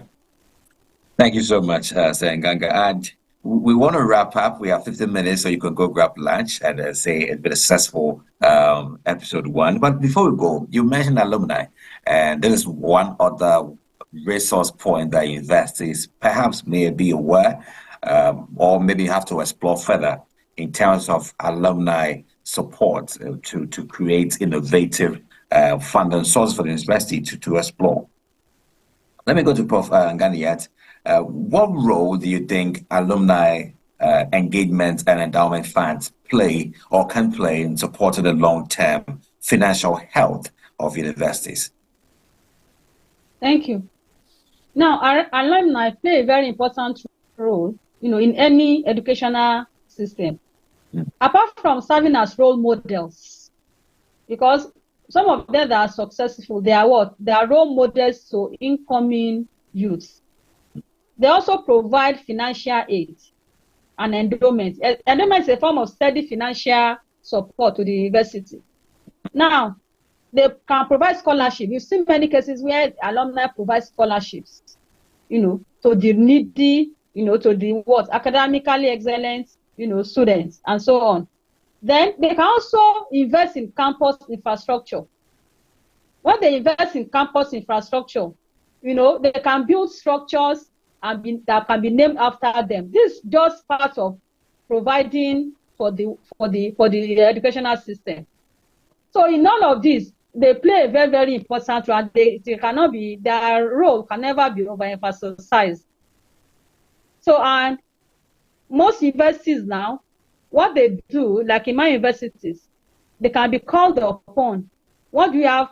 Can you endow for us? Can you give us a structure? Can you sponsor our students? Can you provide for research grants and so on and so forth? And they've been doing it, and I'm sure this is happening in other universities. So the role of alumni can never be overemphasized. Thank you. Thank you so much.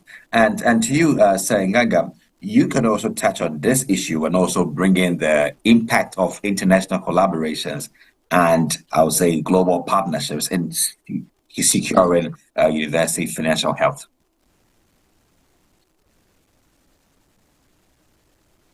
Thank you very much. So the professor there has mentioned quite a number of things, and I think the challenge we always have is that one, especially in public institutions, is that we have not managed to build that connection, that bond between the alumni and the institution. Many times I argue that alumni is made from day one, from the orientation, from the way I was registered, and the whole 4 years or the 3 years that I've been in the university. That's how an alumni is made. So I think for that space to open up spaces. For example, is it last week I was in a workshop here and I was looking at the university. Is it Notre Dame? Notre Dame received $100 million from an alumni. I mean, can you imagine $100 million from one person?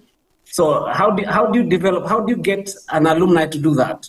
And I think it's important that as institutions to see that these are potential areas to develop, to work on the relationships building, and see how eventually that alumni can become part of the university and develop. Of course, the other thing you have mentioned is that, yes, partnerships, we need to look at partnerships in a broad sense. Local partnerships are very important because we are in a local space. And therefore, if I am in Nairobi here, knowing what industry is going through here and working with them and understanding what is happening helps in making sure that our courses and programs are relevant. Global partnerships, very important because they give you the global picture. We always say global. It's global and at the same time local, so that our students can also be exposed to the practices in the West. So for example, we have a program here, we have a course here in supply chain management, and we are working with the University of Kuhne University in Germany, who are very good in logistics and supply chain. And what is the moral of this? The moral of this is it helps the students understand logistics from a broader, a global picture, so that even when they are addressing local problems, they have references for global picture.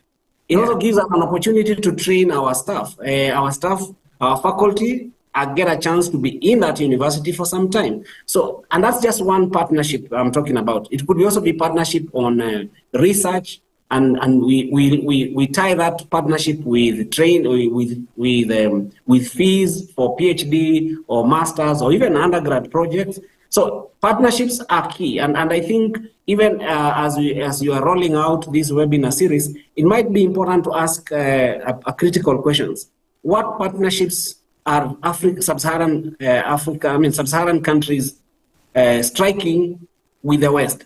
Are those partnerships in our favor? Do they give us an opportunity to leverage and leapfrog the gaps that we have between where we are and where the other institutions are? And how do we involve everybody? Because you see, a good partnership should involve students from undergrad, possibly all the way, and should involve academic staff, should involve administrative staff, because we are trying to build capacities. And in all these places, in all these partnerships, it's possible to get money that is directed to improving these spaces over and above the monies that we are collecting as fees or government in aid. So partnerships is a big conversation, and I think, and of course, even partnerships within Sub-Saharan Africa itself, so that we learn from each other. I find out what are you doing, what is your ecosystem providing, and what is my ecosystem providing, and we sharpen each other, and therefore build better partnerships with international organizations and universities too. Yeah. Great. Thank you so much for your submission, sir. And now we would want to take a few questions. Please, and let me add to that, please. Ajima, let me quickly add. Please go ahead. Now, international collaboration and partnership, they diffuse relevant knowledge into the world, into the system. They also broaden research horizon. They foster cultural understanding too, because this is when we are talking about international collaboration, and this is a global network. Yes. That that eventually solve us global challenges. Sure. That's what I have to say. Thank you. Thank you, Professor Ghani. I appreciate that. Professor Suleiman Sadiku, let's hear from you, sir. Thank you very much. This issue of funding is very germane to university education. I remember that in recent times that it's difficult for government to fund education. Okay, let me start my video. Sorry for that. Thank you very much. It has not been easy for government to fund education. However, issue of funding is something that should be made for all stakeholders in education, commental and non-commental. So I divide funding into two: statutory funding and non-statutory funding. When it comes to statutory funding, it's commental or whoever starts the university. Whether if it's a private university, the owner of the university provides initial fund. If it's a public university, the owner of the university, which is government, provides initial fund. That's why UNESCO has made it mandatory that you should make it advisory, not mandatory, that you should provide 20% of your annual budget committed to education. And if you do that, you'll be able to provide at least minimum standard quality education to our citizens. In Nigeria, for example, I think government has tried its best, and at the point when it could not go ahead, it engaged unions, that is university, academic and non-academic unions. And the academic union then advised government that can't you take tax from all the beneficiaries of university training? The industries that are taking your products, please let them be paying tax to you. And they came up with what we call Education Tax Fund, ETF. Now it has metamorphosed into Tertiary Education Trust Fund, TET Fund. And they were taxed. They started with 2.5% of their profit after tax. They must commit that to university education. Initially, it was for all education sectors. That's why it was called Education Tax Fund in the beginning. As far back as 1992, I remember. Then later, in around 2011, it metamorphosed into, so that to concentrate on the critical area of need, which is tertiary education. Government said, let it be Tertiary Education Trust Fund. And now they increased the percentage to about 7, if I'm not mistaken, about 7.5%. And that's big money. So every year, the Tertiary Education Trust Fund will add to what the government has as component of governmental funding to the budget of education. And every year, we don't have less than, currently we have above 5 billion naira to 7 billion naira coming from Tertiary Education Trust Fund to cover aspects like training, staff development, research, manuscript development, book publishing, and what have you, just to grow education in Nigeria. That is from governmental side. For non-governmental, we have agencies, we have donors, we have partners. In fact, we have the banks. We have the banks coming to our aid. Government has just put up what we call education loan fund with the education bank doing that. Then we have the World Bank. We have Africa Development Bank. Africa Development Bank has established Africa Center of Excellence in most universities, which I have one in my university. Center of Excellence for Microtoxin and Food Security. And we are doing very well. A lot of funds from that. There are research grants coming in from erudite scholars, international inclusive. We have some here. And we have local. Even the TET Fund is giving research grant, which we call NRF, National Research Fund. You can see there are many areas we can bring funds to the university. All you have to do is for policy of government to be very strong on that. Lastly, sir, you can bring industry, make it through by way of government policy that any research, any problem of an industry should be addressed to the local content, to the local university to find solution to it. Most multinationals will carry their research outside Africa. They will prefer to go to Europe and America to find solution to their local problem in Nigeria or in Kenya or Uganda. Government policy should make mandatory that they should first of all seek local solutions from the universities. I remember in Europe, salmon fish farm had problem of salmon fishery industry. And they passed it to the Institute of Agriculture where I had my PhD. And that led to the growth of the whole institute. So if any industry is having problem in our country, let them direct it to the appropriate university to address the problem by way of granting, by way of providing grant. And that is a fund for the university. That's a big fund for the university. And even float chairs, can float professorial chair, can even build centers for us. I think with this, with government strong policy on that, it will help the funding of education in Nigeria, particularly at the university level and in Africa as well. Thank you very much. Thank you, Professor Suleiman, for your submission. And we're wrapping up in 2 minutes. So I want to take Victor Assis' comments. Victor, please kindly make it very brief so we can think within our closer time. Thank you. I think you're muted. Yeah. Okay, yeah, thank you. Sorry, in another meeting. I think from what Professor Suleiman has said, the way forward is for us to also look at our policy, going back to our policy, because the bone of everything we've just said now has to do with policy views. Most of our policy is not favorable for us to do the need to data when it comes to research. And also, I think Professor Ghani had made a statement which somehow we divert a little. It's all about the student doesn't know what to do or don't discover their purpose. You understand? Because if you remember the first statement I said, let's go back from the grassroots. Because if from the grassroots, the student or the people from the primary school to the secondary school, the person, the individual is being taken along this process. By the time you get to the university level, you already know what you need or what you want to do. So, and the faculty, because again, also, because I've been in the system, we find that even most of us as faculty members, our innovative approach of disseminating both of our information and intellectual property is also a problem to most of these students. So we need to also go back and also look at our approach.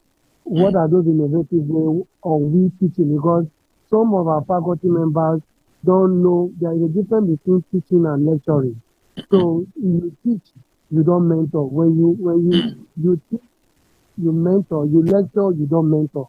You just lecture to you. But when you teach a student, you are mentoring that student to become a better person. You understand? Yeah, because it becomes an interactive way. So we also need to go back, because when you interact with some students will tell you that I don't like that lecturer. Because of that, I don't like that course. And it does not go well with us. So we need to go back. We need to go back and redo a training and retraining of our faculty members, because for us to achieve what we need to achieve, especially in the African context, and to bring out the best from these students. Thank you. Thank you so much, Victor. Appreciate that. And let me just refer to this. This came from Annie Faith Maloney. So IGR means internally generated revenue. Some call it IGF, funds or revenue. Also, in this context is private-public partnership. So it was private-public partnership space. Yeah, that's what it meant. Thank you so much, Annie, for that. And to say thank you very much, everyone, let me just take closer remarks, very brief remarks from Professor Gania and Mr. Sibili Ganga on the thematic areas we've discussed thus far, and then we can also share with you some parting message for next episode. Let's hear from you, Mr. Ganga, and then Professor Gania. Thank you. Well, it's been wonderful to have to participate in this and to hear different views and points. I think you should encourage people to write more chats because probably we could also have had a conversation going on there. Yes. And maybe in the next sessions you keep to two thematic areas. Then that way people are able to vibrate. But I'd say that. Yeah, the challenges we have in higher education are the same, and I think the solutions also for sub-Saharan Africa are within, and we just need to look internal first to ourselves, analyze, and then project outwards. So that to me is important, and to move away from thinking that, well, because this came with the colonialists. It cannot be reinvented. We can reinvent it, we can build it up and have very competitive universities, just like what the other people have in the West. Thank you. Thank you. Professor Ganiat. Thank you very much. First of all, I want to appreciate the organizer. Ajia, I was in Ghana and I've met you, and we discussed at length on this. But then, let me say that Africa is not doing badly in terms of higher education, acquisition of higher education. So we have to, commend, African for that, Africa, and the good work that AAU is doing. And the last thing I want to say is that many African nations, sub-Saharan Africans, have misaligned priorities. For education, because there was a report in 2013 that the gross domestic product of African nation in terms of education is 90%. And this has to be multiplied by 4. You can even rank, be in the world record. So I thank the organizers, and I hope that in future there'll be better opportunity to participate in this type of program to align to stick our views on issues that are germane in the acquirements of acquisition of higher education by the populace. Thank you very much. Thank you very much, Professor Gania, and to say thank you very much to all of you, our participants. Your patronage is overwhelming, and we appreciate that you've stuck with us from the beginning of this webinar to this point, and you have contributed effectively to the goal for today. I want to also share with you that in the chat box is a scope of our next episode, which also comes with 3 very important topics. Tenganga said we should finally make it 2. We'll do our best because we also have a timeline to this, so we have to find a way to pay it up in 3s. And so please bear with us. But we'll try our best to make it very successful as usual. So the 3 topics are aligned in the chat box. Kindly be checking your emails, because I'll be sending you emails very soon to register for this webinars and for the webinar next week. By this time, we'll be having a second episode, so 10 episode concurrently. So thank you very much for you all for staying with us and being part of the webinar. The goal is to help harness your views and insights in making, building a very good operational plan for the AAU's 10 policy briefs that have been developed, and it can be found at the AAU's website, www.aau.org, and also blog.aau.org. You can get access to the policy briefs and also experience what has been developed in there. I will be ending with a video that we watched in the beginning, so you all can appreciate how you can access the information thereof, and come back in the next episode with more information to share as usual. Stay with us for the short video, and then we can part ways. Thank you very much.